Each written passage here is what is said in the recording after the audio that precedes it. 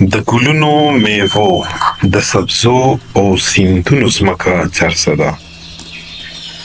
د خیبر پښتونخوا ضلع چارسدې شمال طرف ته ملکړ، مشرق ته مردان، جنوب طرف ته نوخار، جنوب مغرب ته پیښور او مغرب طرف ته مومن ایجنسي ده. د چارسدې ټوله رقبه 996 مربع کیلومتر ده. په 1998 کې چارسدې ته د ضلع حیثیت ورکړی شو. د دې نه مخکې دا د پیښور ضلع تحصیل و.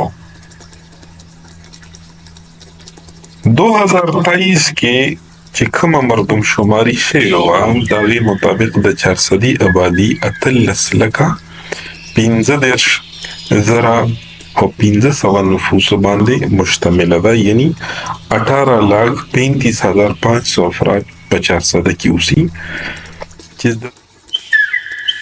په نسبت د سړو تعداد پکې زیات دی. د چارسدې زوړ تاریخ. په یو وخت کې چارسده د ګندهارا تهذیب حصه وه. په څه وخت کې چارسده د ګندهارا دارالخلافه هم پاتې شوې ده. د چارسدې په دې علاقه باندې ایرانیانو هم حکومت کړی دی او ترکیانو هم. هندوانو هم دلته کې حکومت کړی دی او د هندوستان نورو فاتحینو هم دلته خپله جنډه لګولې ده. سکندر اعظم فوجونو هم دلته استوګنه کړې ده. د سکندر اعظم د مرګ نه بعد 328 قبل مسیح کې چندرګل موریا د ګندهارا علاقه په خپل قبضه کې واخیسته.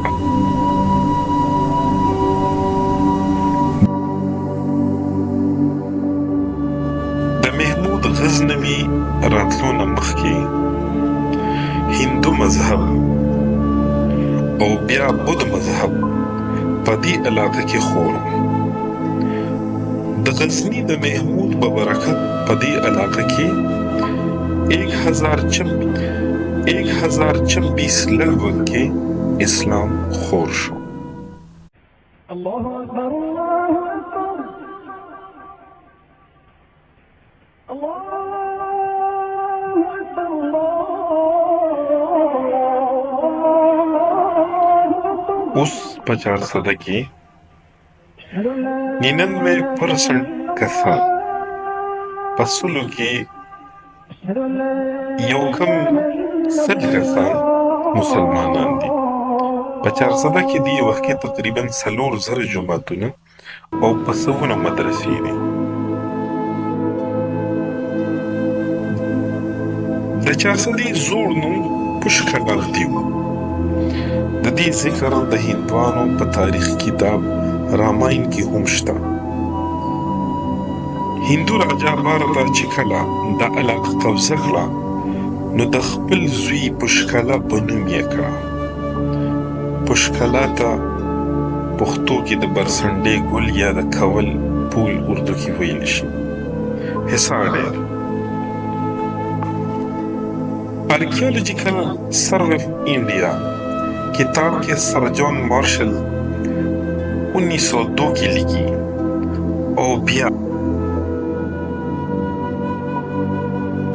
او بیا موټیمر ویلر 1958 کې لیکي چې حصار ډېری ایرانیانو 600 قبل مسیح کې جوړه کړې ده. مذهب په چارسده کې 99% یعنی 99% مسلمانان اوسي. د سکھ، هندو او عیسائی مذهب منونکي هم دلته کې شته.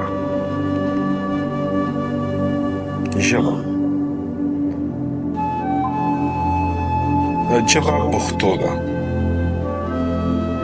خو ګڼ شمېر خلک اردو او انګریزي ویلی هم شي او لوستی هم شي.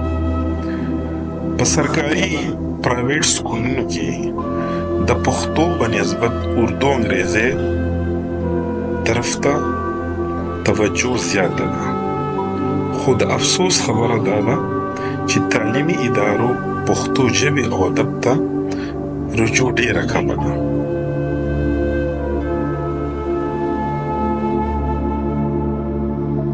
چارسده کې د خونده یعنی لیک پړ کوونکو خلکو تعداد تقریبا 50% دی.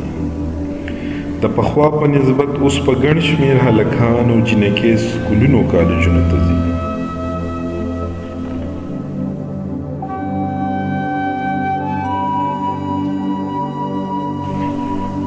بېروزګاري د چارسدې یو اهمه مسله ده. د حکومت طرف نه دلته کې کارخانې یا فیکټرۍ نه دي لګولی شوي.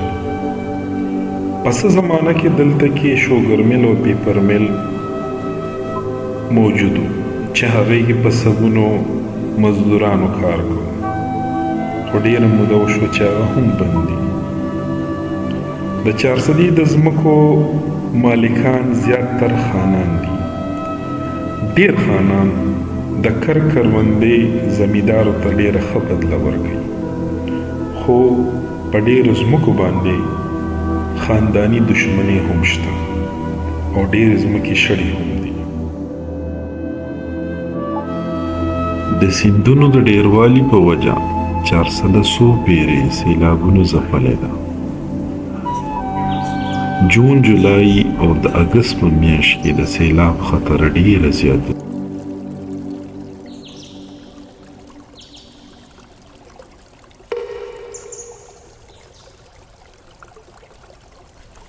د دې ځای خلکو د کشمیر د آزادۍ جنګ چې په کوم کې آزاد کشمیر حاصل شو هغې کې او پاک بھارت جنګونو کې برابر حصه اخیستله.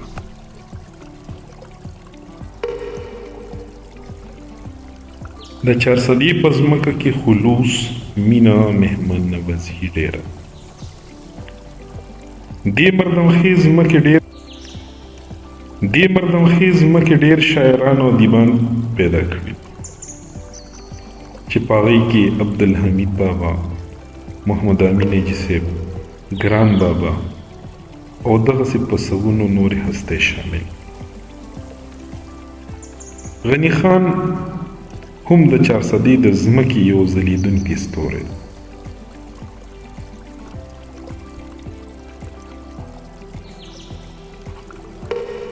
الله دې وکړي چې د حشنغر دا سیمه د ترقۍ اوچت بام وویني. والسلام.